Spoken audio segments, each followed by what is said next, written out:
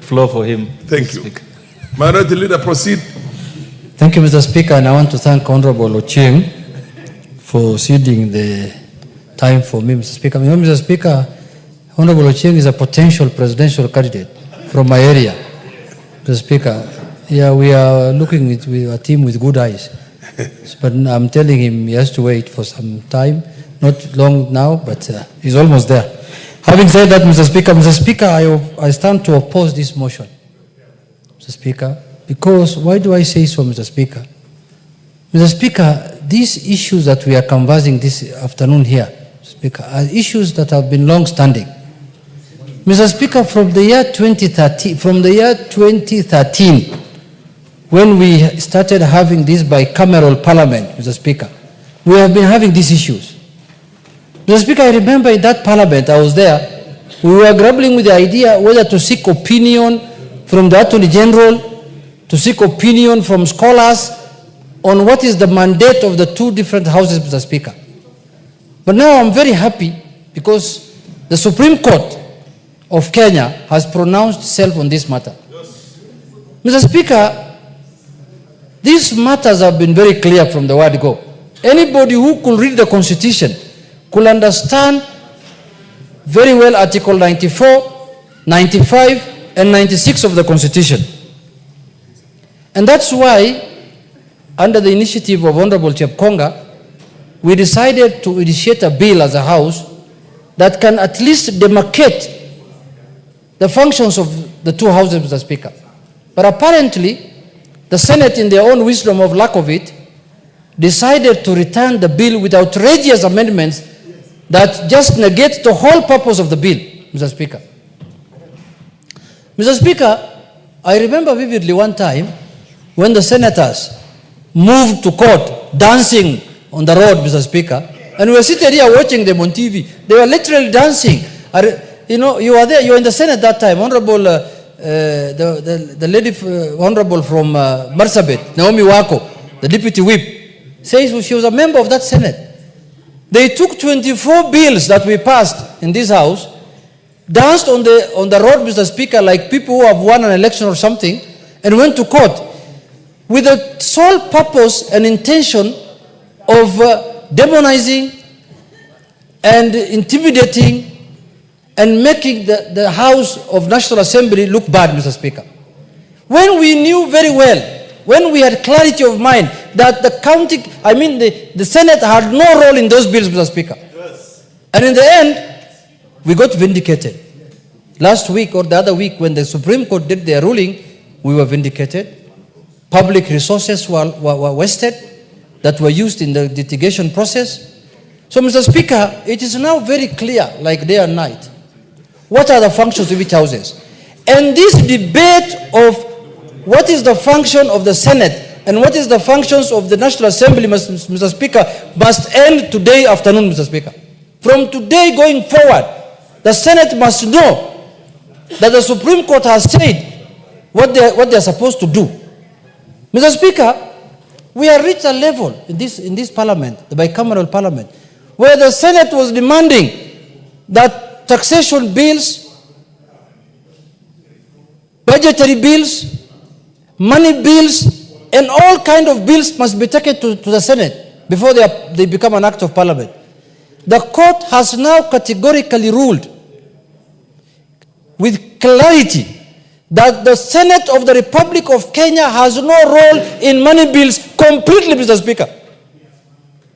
They can only deal with monies that the county governments are sharing among themselves through the revenue allocation bill, the county revenue allocation bill, Mr. Speaker.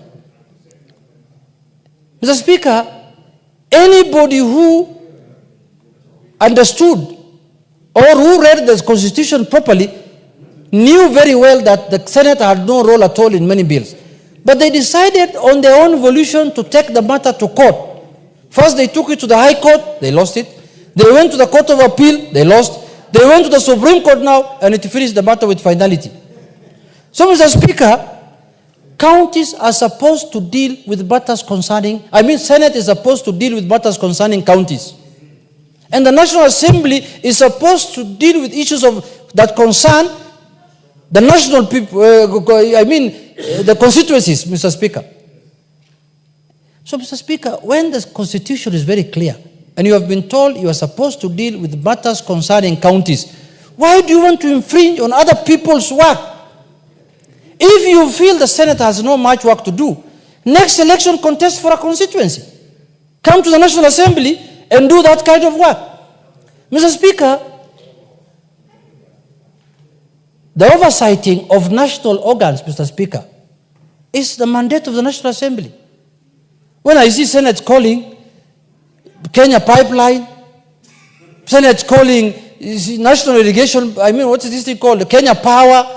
I just see, if today I was the minister of, or the CEO of that organization, I will not go up here before the Senate. You can send me as many summons as you want, because we have to adhere to the Constitution. The Constitution has demarcated the boundaries. Counties, Senate is supposed to deal matters concerning counties. And now we have a Supreme Court ruling. I don't know what they are going to do. Whether the Senate has the powers to annul the judgment of the Supreme Court, we will wait to see. Because it looks like the Senate now has powers to do anything. They can even annul a judgment, Mr. Speaker. Mr. Speaker, I know how our colleagues are feeling. I know that they are feeling that they are supposed to do everything the National Assembly is doing. But unfortunately, the Constitution is what guides us as a nation. If the Constitution does not allow you to do that work. And why are they shying away from dealing with issues of counties, Mr. Speaker? Because we have 47 counties, and the main benefit the Kenyans got from the new Constitution, Mr. Speaker, is devolution. If I was a senator today, I will be preoccupied a lot with how to fortify and make revolution work, Mr. Speaker. Because that is where the rubber meets the road. That is where Kenyans are supposed to be served, Mr. Speaker. But now it looks like it is more lucrative to deal with the national issues. You could see last year what was happening. Every small national issue that comes up that needs to be dealt with by the National Assembly was taken up by the Senate.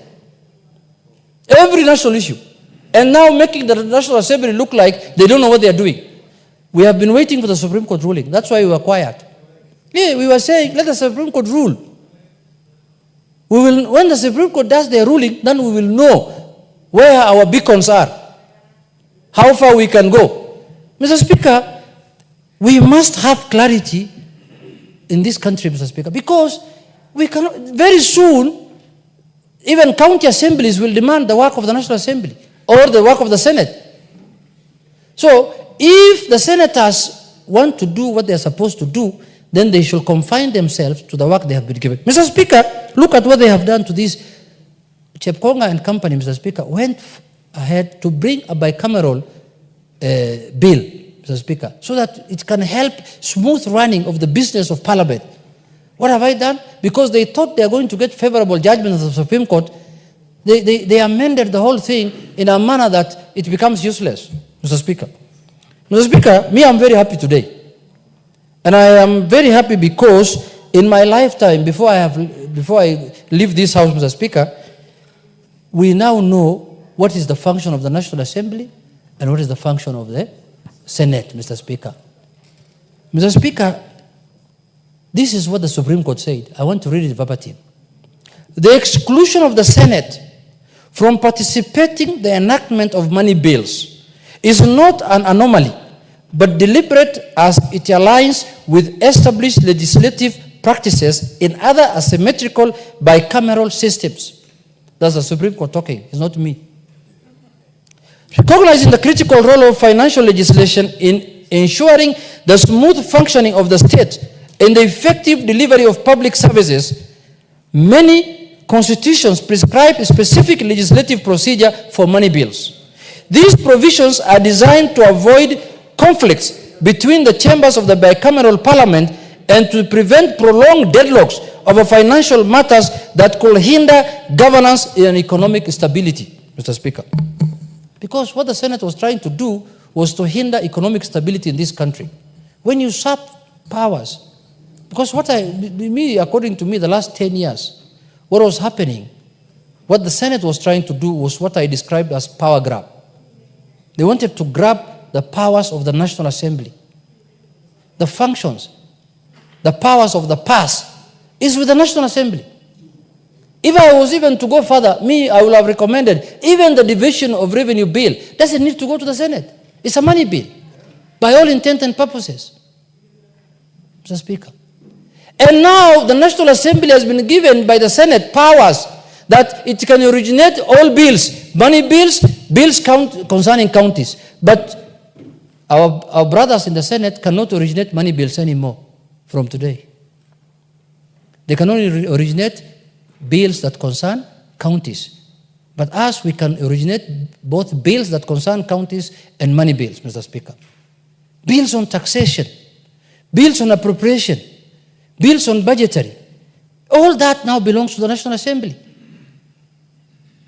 And we are going to do our duty professionally, diligently, for the good of the country.